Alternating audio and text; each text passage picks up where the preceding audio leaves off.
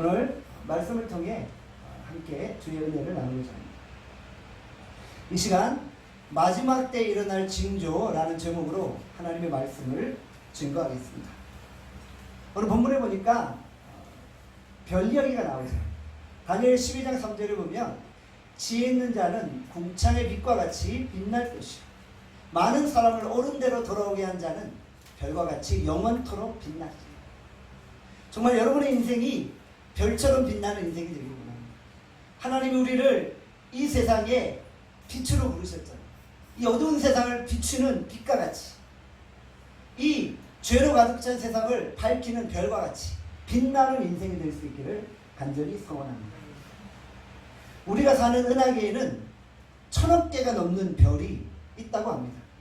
지구는 그 1000억 개의 별 중에 하나입니다.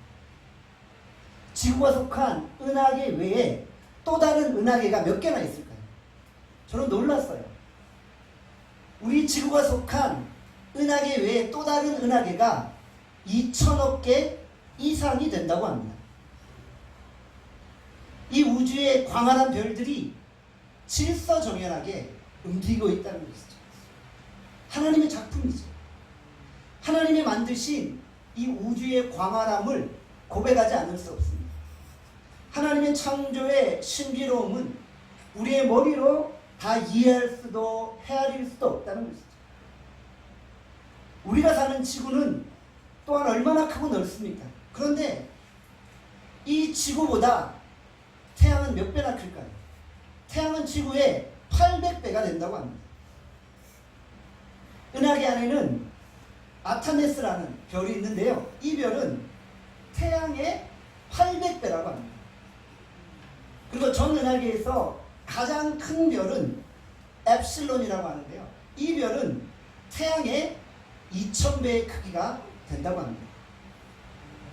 우주에 떠있는 수많은 별들이 하나님의 질서정연한 조화 안에 움직이고 있다는 것이죠. 그런데 이 별들은 다 수명이 있습니다. 이 순간도 이 수많은 별들이 팽창하고 수축하고 소멸을 반복하고 있다는 것이죠.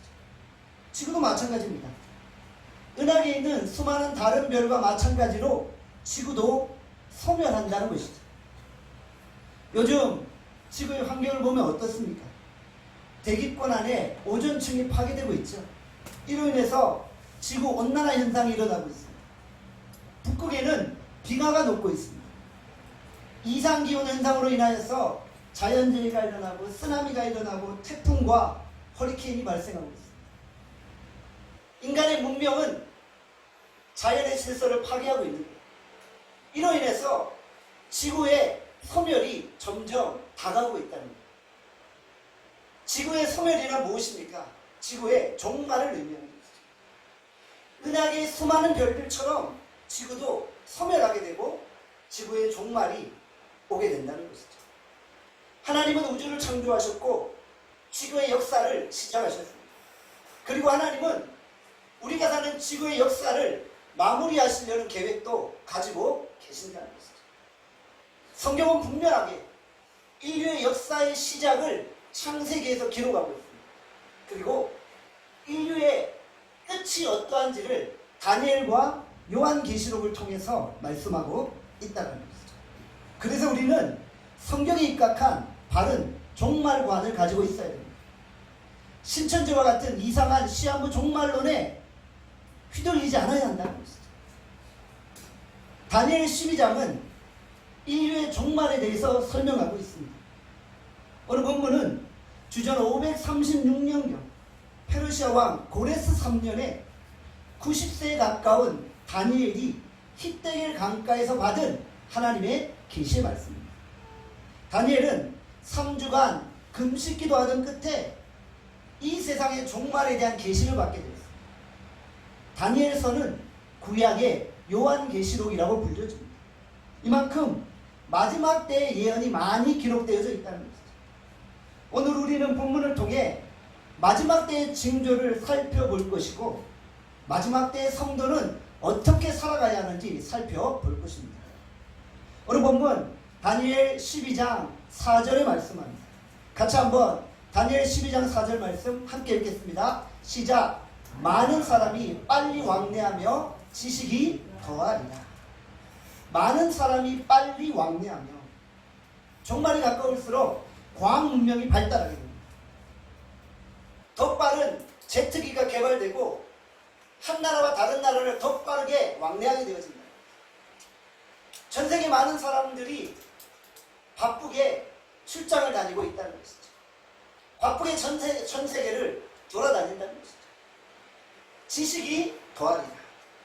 종말이 가까울수록 지식과 정보와 통신의 비약적인 발전이 이루어집니다.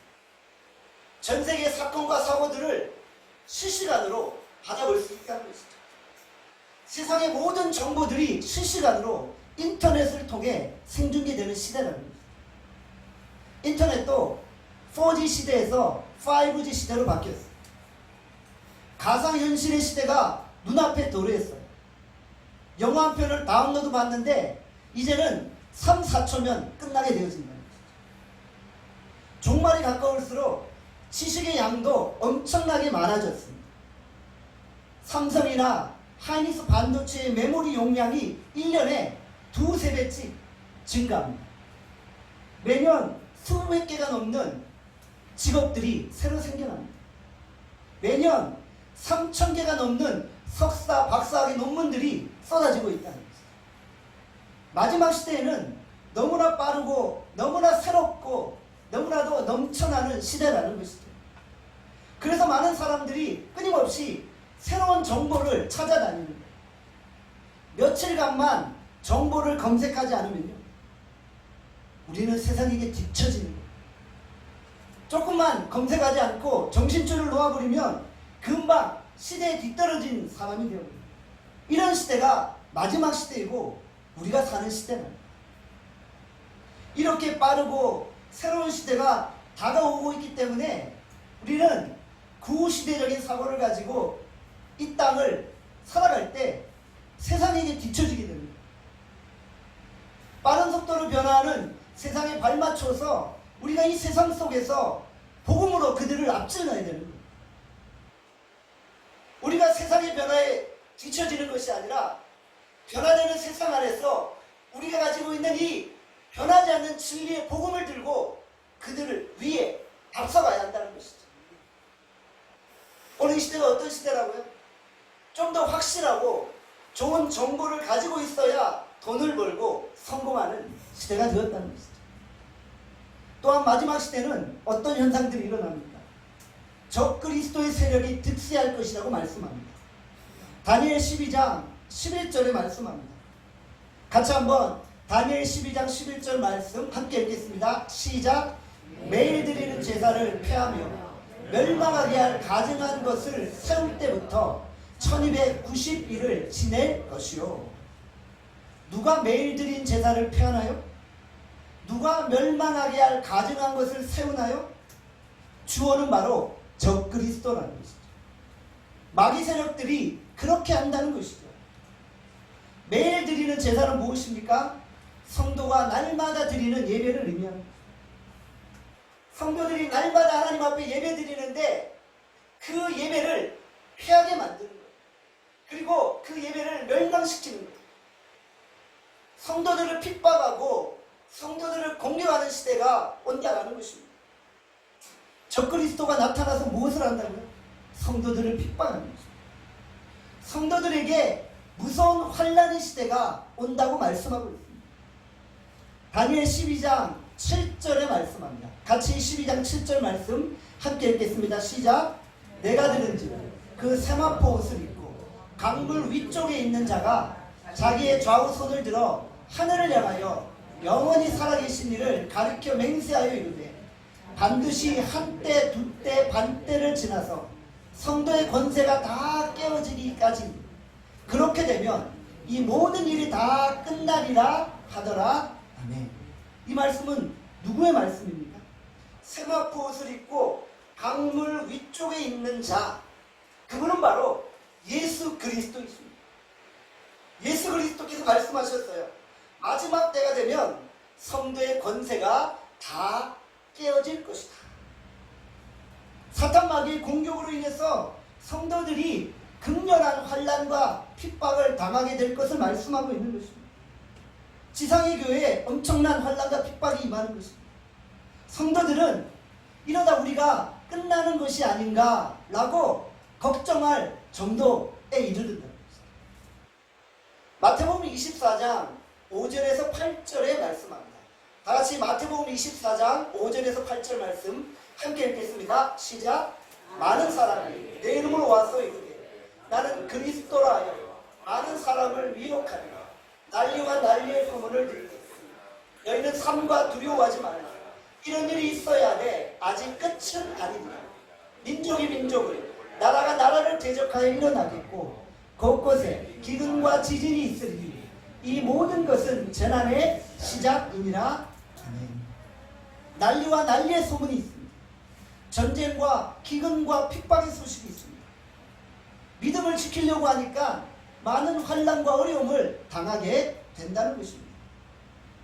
지금 전 세계 상황을 한번 보십시오. 모슬렘이 강력하게 우리 기독교인들을 공격하고 있습니다. 전 세계에 많은 테러들이 일어나고 있고 많은 기독교인들이 모슬렘으로부터 공격을 당하고 있습니다.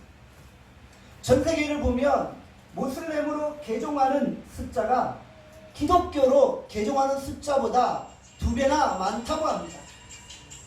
대학 캠퍼스마다 히잡을 쓴 많은 사람들이 캠퍼스를 활보하고 있다는 것이죠. 우리가 지금 서울대 캠퍼스 전도를 하고 있죠. 저는 서울대 캠퍼스를 전도하면서 참 캠퍼스 전도가 어렵다는 것을 느끼게 되어진다는 거죠. 이런 공격과 이런 핍박들이 있는데 우리가 이 핍박들을 두려워해야 될까요? 결코 그렇지 않아요. 우리는 세상을 결코 두려워할 필요가 없습니다. 성경은 이 사실에 대해서 미리 다 예언을 해 놓았다는 거죠. 우리는 이미 결론이 난 싸움을 싸우고 있는 것입니다. 승리는 우리의 것입니다. 우리가 이 모든 것들을 감당해내야 하고요. 이 환난과 핍박을 이겨낼 때 승리가 우리에게 주어진다는 것이죠. 이 시련들은 보이지 않는 영적인 전쟁입니다. 이 영적인 전쟁은 우리 힘으로 싸우는 것이 아니라 하나님의 힘으로 싸우는 것입니다. 이 환난이 너무나도 극심해서 성도들이 자신의 힘으로 이 환난을 이길 수 없음을 하나님도 잘 알고 계신다는 것이죠. 그래서 하나님이 누구를 보내십니까? 다니엘 12장 1절에 말씀합니다. 다같이 다니엘 12장 1절 말씀 함께 읽겠습니다. 시작. 그때 내 민족을 호위하는 큰 군주 미가엘이 일어날 것이요 또 환난이 있으니 이는 개국 이래로 그때까지 없던 환난일 것이며. 누구를 보내신다고요? 내 민족을 호위하는 큰 군주 미가엘이 올 것이다 라고 말씀합니다. 미가엘은 누구입니까? 하늘의 천군 천사들을 총괄하는 군대 장관입니다. 하나님은 미가엘을 투입하셔서 성도들을 지키시고 성도들을 보호하신다는 것입니다. 미가엘을 보내지 않으면 안 될 정도로 성도들이 당하는 환난이 극심할 것에 대해서 말씀하고 있다는 것입니다. 이런 영적인 공격에 대해서 요한계시록도 우리에게 이야기하고 있습니다. 요한계시록 12장 7절에서 8절 말씀 함께 읽겠습니다. 시작. 하늘에 전쟁이 있으니 미가엘과 그의 사자들이 용과 더불어 싸우고 용과 그의 사자들도 싸우나 이기지 못하여 다시 하늘에서 그들이 있을 곳을 얻지 못한지라. 아멘. 용은 누구를 말합니까? 사단 루시퍼를 말하는 것입니다. 하늘에서 전쟁이 일어납니다. 미가엘과 루시퍼의 싸움이 벌어지고요. 미가엘의 사자들과 루시퍼의 사자들이 서로 싸움을 벌이는 것입니다. 그러나 루시퍼와 그의 사자들은 전쟁에서 지고 말입니다. 그리고 세상으로 쫓겨나죠. 그래서 그들이 한때 세상에서 왕노릇하고 있는 것입니다. 루시퍼 밑에 엄청난 마귀들이 존재하고 있죠. 천사들의 3분의 1이 타락해서 세상으로 쫓겨나게 되었죠. 예수님은 한 귀신 들린 자에게 들어간 그 귀신의 숫자를 군대라고 표현하셨죠. 군단의 병력이라고 표현하셨죠. 군단이라는 것은 몇천 명을 상징하는 것이죠. 그러니까 루시퍼가 데리고 간 그 마귀의 사자들은 몇 백억, 몇 천억이 넘는 숫자가 될 것이라는 것이죠. 상상할 수 없는 엄청난 마귀의 숫자가 이 땅으로 내려와 지금 이 땅을 지배하고 있다. 계시록 12장 12절에 말씀합니다. 같이 계시록 12장 12절 말씀 함께 읽겠습니다. 시작. 마귀가 자기의 때가 얼마 남지 않은 줄을 알므로 크게 분내어 너희에게 내려갔습니다 하더라. 아멘. 너희에게 내려갔습니다. 본문에 나타난 너희는 누구를 의미합니까? 지상에 있는 성도들을 말씀합니다. 지상에 있는 성도들에게 내려간 거예요. 성도들을 공격하려고. 마귀가 내려가서 성도들을 미혹해 하려고 하는 거예요. 사단은 자신이 불구덩이에 던져질 날이 얼마 남지 않았음을 알고 있어요. 사단은 너무나도 영특해요. 자기의 때를 잘 알고 있어요. 그래서 혼자 죽을 수가 없는 거예요. 물귀신 작전으로 성도들을 데리고 함께 불구덩이로 들어가고자 한다는 것이죠. 지상의 교회와 지상의 성도들을 향해 마지막 최후의 발악을 하고 있는 것입니다. 이 발악이 얼마나 심한지 사람들과 사람들 사이에 분열과 갈등과 싸움이 벌어지고 있는 것입니다. 사람의 마음속에 욕망을 자극하게 해서 서로 싸우게 만드는 것입니다. 돈의 탐욕을 자극시켜서 돈 가지고 서로 싸우게 만드는 거예요. 권력의 탐욕을 자극시켜서 권력 가지고 서로 싸우게 만드는 거예요. 사람의 마음을 짓밟게 만들고 사람의 마음을 욕망으로 황폐하게 만들어버립니다. 남을 짓밟고 남을 죽이고 내가 일어나게 만들어버린다는 것이죠. 분열과 갈등의 배후에는 사단이 존재한다는 것입니다. 지금 대한민국의 상황이 어떠합니까? 엄청난 분열과 갈등이 존재합니다. 노사 간의 갈등이 있죠. 진보와 보수 간의 갈등이 있습니다. 가진 자와 못 가진 자의 갈등이 있고요. 정규직과 비정규직의 갈등이 있습니다. 동서 간의 갈등, 지역 간의 갈등, 남북 간의 갈등이 점점 심화되고 있다는 것입니다. 우리는 이런 현상들을 영적으로 분석해야만 합니다. 이 분열과 격동과 혼란과 갈등의 배후에는 사단이 존재한다는 것입니다. 마귀가 뒤에서 사람들의 마음을 조장하는 것입니다. 마귀는 독이 바짝 오른 배고픈 사자와 같이 성도들의 마음을 공격하는 것입니다. 마귀는 교활하고 지혜롭고 경험이 많고 성격이 괴팍하고 집요합니다. 한번 성도의 약점을 물면 결코 놓지 않는 거예요.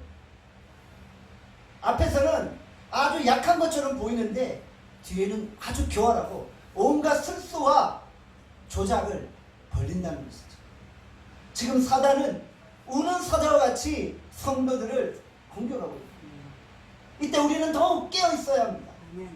나눔교회 성도들은 정신을 바짝 차리고 더욱 깨어있기를 간절히 소원합니다. 그렇다면 이 마지막 시대에 환난과 핍박만 존재하나요? 그렇진 않습니다. 하나님은 이런 핍박 가운데도 전무후무한 엄청난 대부흥과 대각성 운동들을 준비하고 계십니다.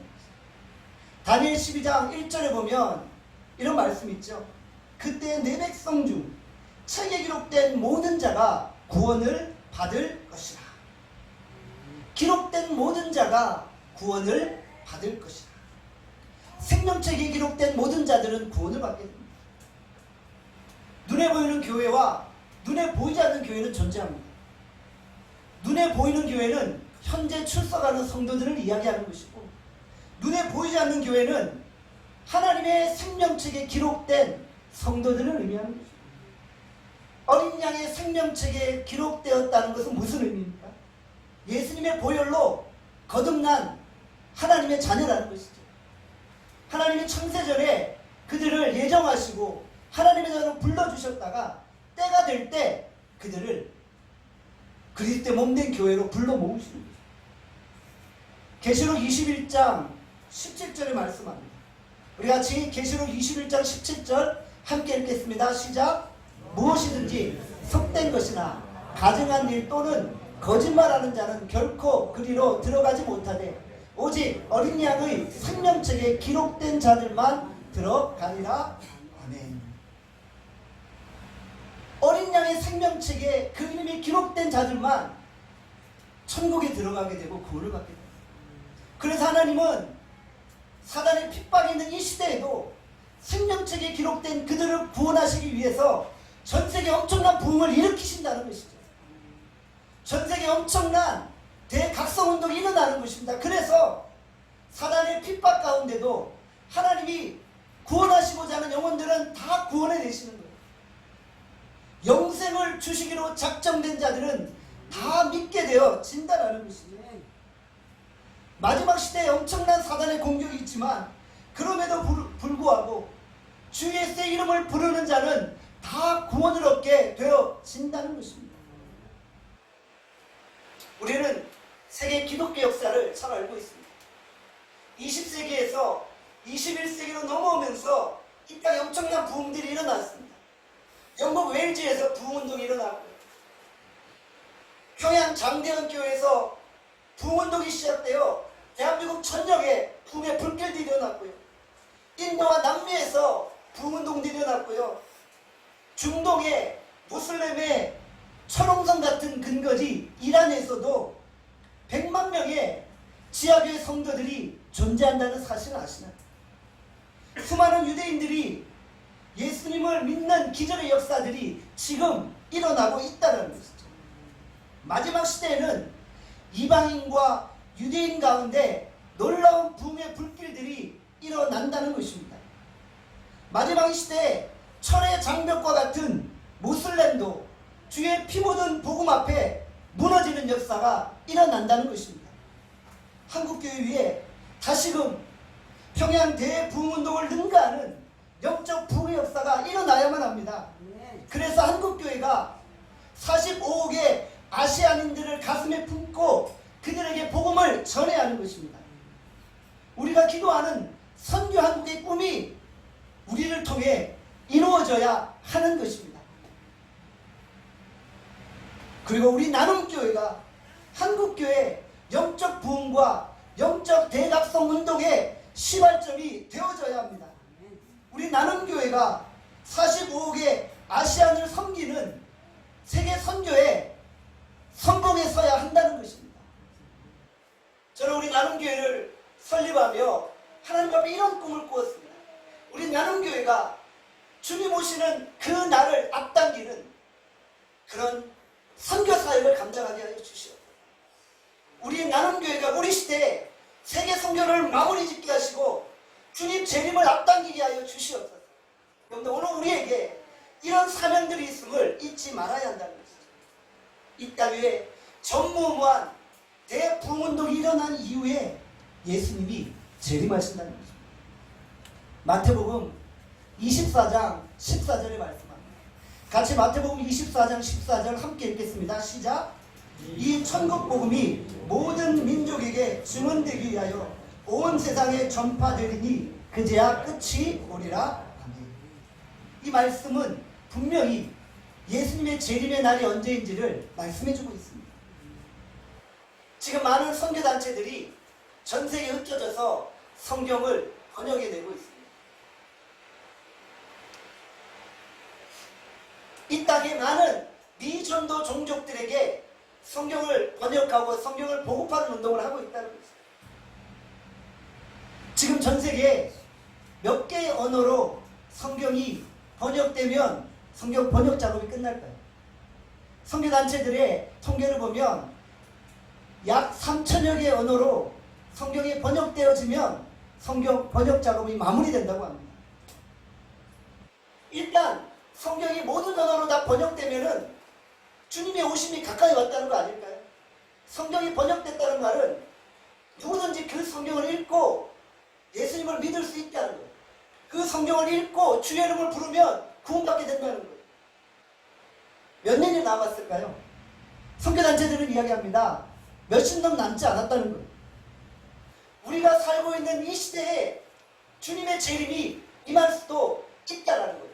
물론 그때와 그 시기는 알지 못해요. 그러나 우리는 주님의 말씀을 알아요. 모든 민족에게 복음이 전파되면 그때 끝이 오신다고 하셨다고 말씀하는 것입니다. 마지막 시대는 부흥의 시대입니다. 오늘 우리가 재림의 긴장감을 가지고 이 땅에 영적인 부흥운동을 일으키는 불쏘시개가 되어야 한다는 것입니다. 마지막 시대의 성도들은 더욱 깨어있어야 합니다. 다니엘 12장 13절을 말씀합니다. 같이 다니엘 12장 13절 함께 읽겠습니다. 시작. 너는 가서 마지막을 기다리라. 이는 내가 평안히 쉬다가 끝날에는 내 몫을 누릴 것입니다.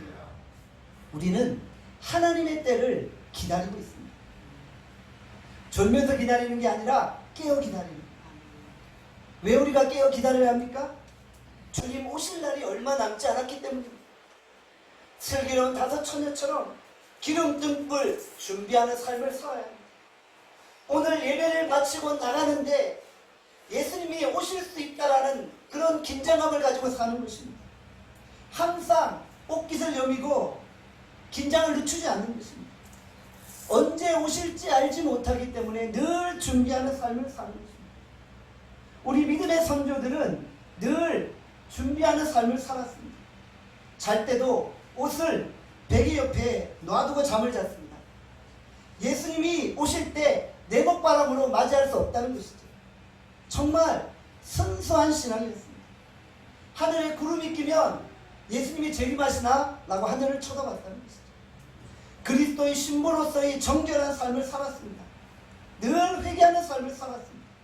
자다가도 주님께 부름받을 수 있다는 긴장감을 가지고 늘 회개하는 삶을 살았다는 것입니다. 깨어있다는 것은 무슨 의미입니까? 영적인 분별력을 가지고 있다는 것입니다.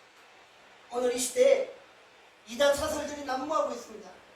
굉장히 영적으로 혼란한 시대를 살고 있습니다. 성도가 영적인 분별력을 가지고 있어요. 그 분별력을 가지고 이 시대의 많은 문화들과 많은 상황들을 바라볼 수 있어야 하는 것입니다. 악한 세상 속에서 하나님의 사람들을 때를 분별하는 통찰력을 가지고 있어요. 그 때와 그 시기는 정확하게 알지 못하지만 말씀의 징조를 따라 때를 예견할 수 있다는 것이죠. 영적으로 깨어있는 사람은 항상 감을 잡는 거예요. 하나님의 때를 기다리는 거예요. 이 세상의 상황들을 보면서 세상이 이렇게 타락하는 것을 보니까 주님 오실 날이 얼마 남지 않았구나 생각하게 되어진다. 종말론적인 사고는 지금 이 순간이 끝이 될 수 있다는 마음을 가지고 항상 올곧은 신앙의 삶을 살아가는 것입니다. 오늘 내 인생에 종말이 올 수 있음을 기억하면서 매일매일 순교신앙을 가지고 죽으면 죽으리라는 마음을 가지는 것입니다. 애매한 태도로 살지 않습니다. 세상과 하나님을 겸하여 섬기지 않습니다. 세상과 적당히 타협하며 살지 않습니다. 믿음의 외길 인생을 묵묵히 걸어가는 것입니다. 여러분 보면 다니엘 12장 3절을 말씀합니다. 우리 같이 12장 3절 말씀 함께 읽겠습니다. 시작.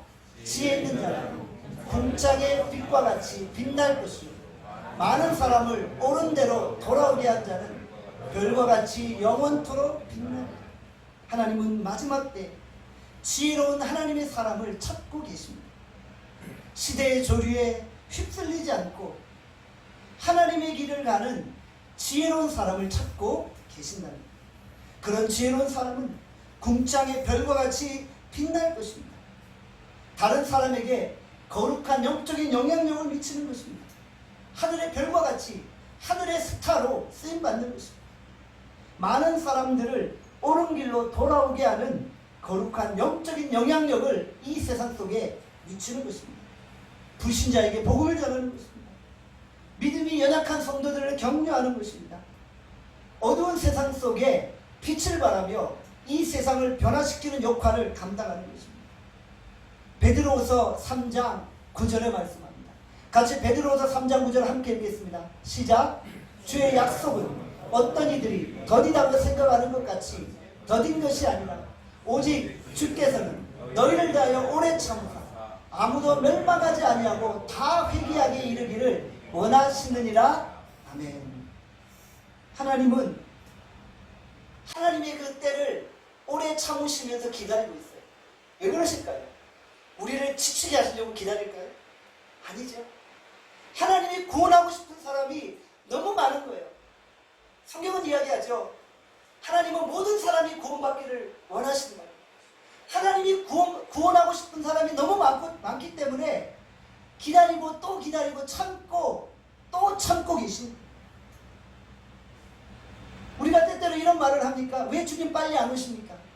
이것은 이기적인 말일 수 있는 거예요. 아직도 예수 믿지 않는 사람들이 너무 많은 거예요. 우리의 가족들, 우리의 친척들, 우리의 이웃들이 아직 예수님을 믿지 않고 있다는 거예요. 그렇기 때문에 우리는 마지막 때 선교와 전도에 온 열정을 다 쏟아야만 하는 것입니다. 사치들은 소비생활과 취미생활은 이제 다 정리하고 단순한 삶, 심플 라이프를 살아가는 것입니다. 그리고 주의 나라와 주의 영광을 위해 내 시간과 물질과 에너지와 열정을 다 사용하는 것입니다.